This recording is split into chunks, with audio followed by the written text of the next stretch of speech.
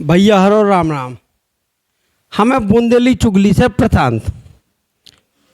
और आज बड़ा मलय जनपद में जिन्हें बड़ा मलय जनपद का प्रभार दिया गया है, हम बात करते हैं कि डिप्टी कलेक्टर आयुष जैन जी से और उनसे जानकारी लेते हैं वो बड़ा मलय जनपद की जो वो पूर्व कार्य प्रणाली थी उसको सुधार करने में क्या कार्य करेंगे। देखिए, अभी हाल में ही ज्वाइन किया है, कल मैंने ज्वाइन किया है इस जनपद को।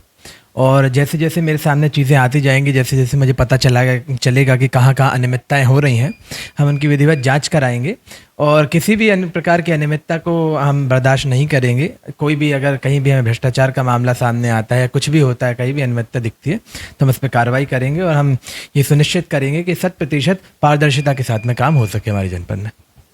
आज जो मीटिंग आयोजित की गई थी, इस मीटिंग का क्या उद्देश्य है सर?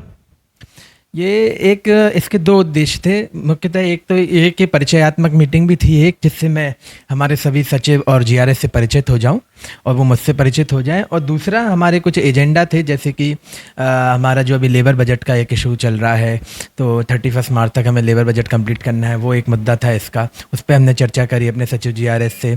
सीएम हेल्पलाइन पर चर्चा करी कि जो भी सीएम हेल्पलाइन होती है उनको हम उनका निराकरण कर सकें और संतुष्टिपूर्वक उनको बंद करा सकें।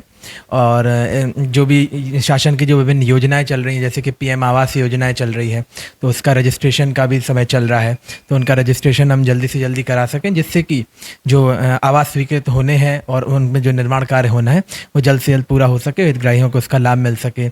इसके अलावा विभिन्न जो शासन की जो योजनाएँ हैं, आयुष्मान कार्ड अभी बनाए जा रहे हैं 70+ से ऊपर वाले लोग, जो 70 वर्ष से जो आयु जिनकी ज़्यादा है उनके, और 70 वर्ष से जो कम आयु है उनके भी। तो आयुष्मान कार्ड के बारे में अब हम कैंप भी लगाने वाले हैं, क्योंकि अभी होली का त्यौहार आने वाला है, तो बहुत सारे लोग अब वापस आएंगे, तो उनका सभी का हम आयुष्मान कार्ड बनाना चाहते हैं, तो उसके लिए भी हम कैंप लगाएंगे आने वाले हफ्तों में। उसके बारे में दिशा निर्देश दिए गए हैं। समग्र केवाईसी और ऐसी विभिन्न जो योजनाएं हैं उसके बारे में हमने चर्चा करी और उन सभी के बारे में मीटिंग ली।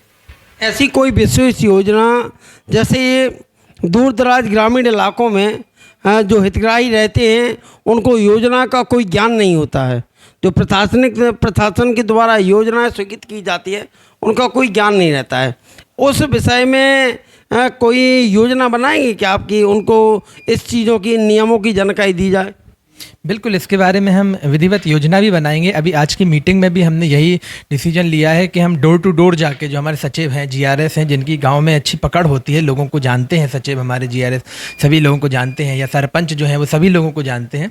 तो आज हमने इसमें यही दिशा निर्देश दिए हैं कि डोर टू डोर जाना है, सर्वे करना है, लोगों से बात करनी है, उनसे पता करना है कि वो किस किस योजना का लाभ ले रहे हैं, कौन कौन सी ऐसी योजनाएँ हैं जिनसे वो वंचित हैं।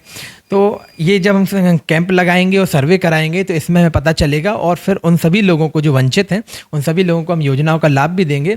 और आगे आने वाले समय में जैसे जैसे मैं इस जनपद से परिचित होता जाऊंगा और जो जो यहाँ की जो समस्याएं होंगी उस हिसाब से उन समस्याओं को टारगेट करते हुए विस्तृत रणनीति भी हम बनाएंगे, जिससे कि शासन की सभी योजनाओं का लाभ सभी हितग्राहियों तक पहुँच सके। जो पूर्व में कुछ शिकायती आवेदन पड़े हैं सचिव और सरपंचों के अनियमितता के खिलाफ, और अभी हाल ही में एक सुहारा पंचायत का ऑडियो जो रोजगार सहायक के साथ हितग्राही की बातचीत हो रही है उसका वायरल हो रहा है, उसके संबंध में आपको क्या कोई जानकारी है? नहीं, मैंने कल ही ज्वाइन किया है, इसलिए अभी तक मुझे इसकी जानकारी नहीं थी, लेकिन आपके द्वारा अभी मुझे अवगत कराया गया ऐसे किसी वीडियो ऑडियो रिकॉर्डिंग के बारे में। अब मैंने इसको जब सुना है तो अब मैं इस पर संज्ञान लेता हूं, और जो भी इस पर इसकी हम जांच कराएंगे, और अगर इसमें कोई गलती पाई जाती है तो निश्चित रूप से इसमें कार्रवाई कराएंगे। इसके अलावा और भी जो जाँच हमारे पास में अगर कभी पेंडिंग पड़ी हुई है तो मैं उनको निकलवा रहा हूँ, उनकी हम विधिवत जाँच कराएंगे और जो भी विधि अनुरूप कार्रवाई होगी उस पर हम करेंगे। आपकी जो कार्य प्रणाली है उसमें कोई हितग्राहियों को योजनाएं देने के लिए कोई विशेष रणनीति है क्या? बिल्कुल, हम अभी तो हम बेसिक से स्टार्ट कर रहे हैं, धीरे धीरे करके हम आगे जाएंगे। जैसे अभी हम सर्वे करा रहे हैं, कैंप लगा रहे हैं, तो इससे कुछ योजनाएं जो है हमारी वो हम पहुंचा सकेंगे।